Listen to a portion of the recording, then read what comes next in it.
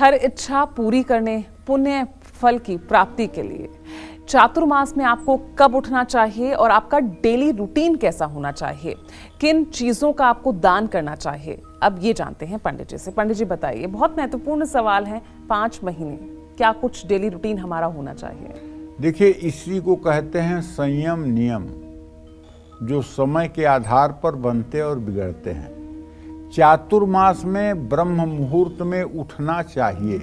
ब्रह्म मुहूर्त सूर्योदय से 2 घंटे पहले का होता है। जब जितने बजे आपके यहाँ सूर्योदय हो, उससे ठीक 2 घंटे पहले से ब्रह्म मुहूर्त शुरू हो जाता है। तो ब्रह्म मुहूर्त में उठना चाहिए, नित्य क्रिया से निवृत्त होना चाहिए और नित्य क्रिया से निवृत्त होने के बाद अपना पूजा पाठ करके ध्यान मनन चिंतन प्रभु का करना चाहिए।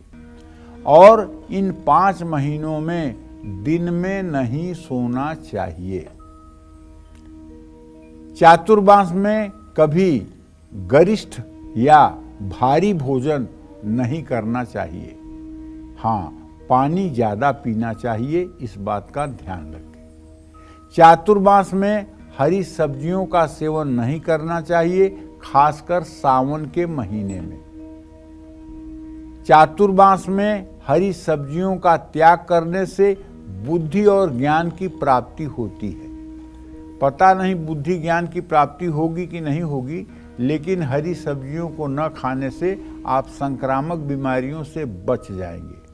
जो कीड़े मकोड़े पत्तियों में लिपटे होते हैं, उनके जो दुष्प्रभाव होते हैं, उससे आप बच जाएंगे। उससे कम से कम आपकी निरोगी काया रहेगी और तो और संतान सुख भी मिलेगा।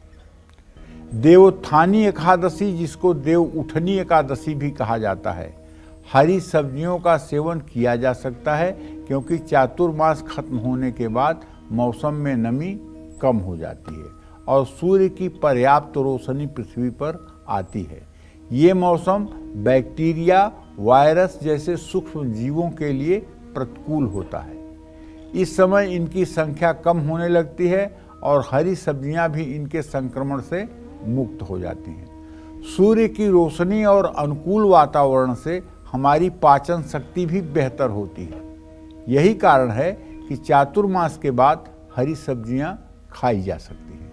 चातुर्मास में पवित्र नदियों के जल से स्नान करने का बहुत महत्व है। चातुर्मास में दूध, दही, घी, मट्ठा का दान करने से महाफल मिलने वाला होता है। जो चातुर्मास में भगवान की प्रीति के लिए विद्या, गौ और भूमि का दान करता है, वो अपने पूर्वजों का उद्धार करता है।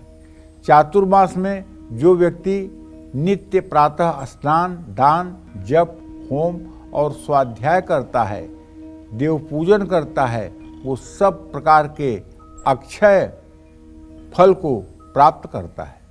चातुर्मास में जो व्यक्ति एक या दोनों समय पुराण सुनता है, वो पाप से मुक्त होकर भगवान विष्णु के धाम को जाता है।